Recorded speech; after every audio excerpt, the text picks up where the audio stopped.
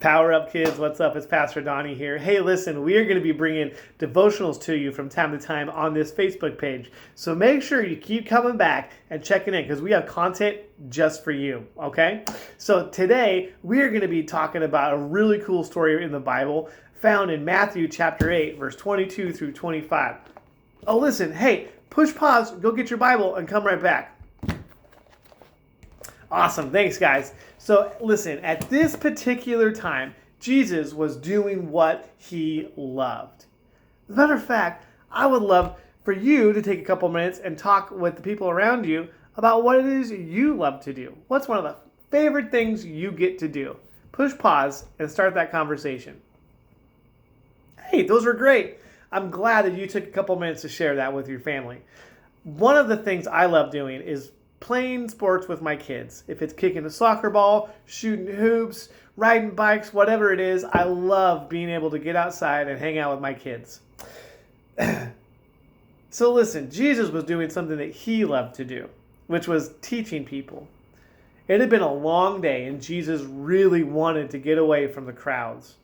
So he asked the disciples to push the boat out into the sea and go to the other side so that he could spend some time alone. Man, sometimes having time alone is really important. I would encourage you as we're going through this kind of crazy time, spend some time alone with God and let him speak to your heart. He wants to speak to you and he wants to hear from you. So give him that time. He longs for it.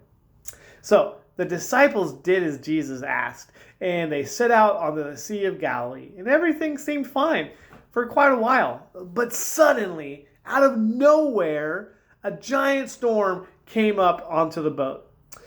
The disciples started to freak out. The wind and the waves tossed the boat around. Water was crashing over the sides of the boat.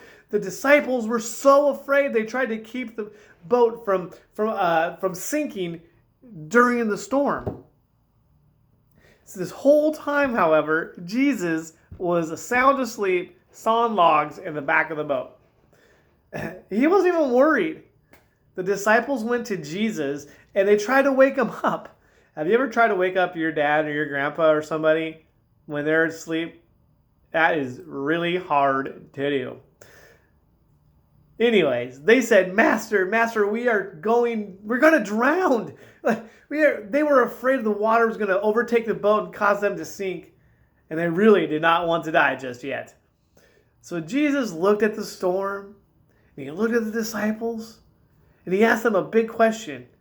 Why are you so afraid? Sure, the disciples thought, what do you mean, what are you afraid? Don't you see this huge storm, Jesus? Now, Jesus definitely saw the storm, but he wasn't afraid. See, Jesus walked up to the front of the boat, and he lifted his arms to the angry sea, and he said, Peace, be still. Suddenly, the wind stopped, the rain stopped, the waves stopped, and it was no longer a stormy sea. Instead, it was calm. It was peaceful. The storm had stopped. See, Jesus turned to the disciples and he asked, where is your faith? See, Jesus was teaching them that they didn't need to run around freaking out at the storm. They forgot that the very person who has the power over the wind and over the waves was right there in the boat with them. Instead of focusing on the storm, they should have focused on the one who could calm the storm. Today, you guys, I want to encourage you to not have fear in this time that our country and the world is going through. The storm that we are in.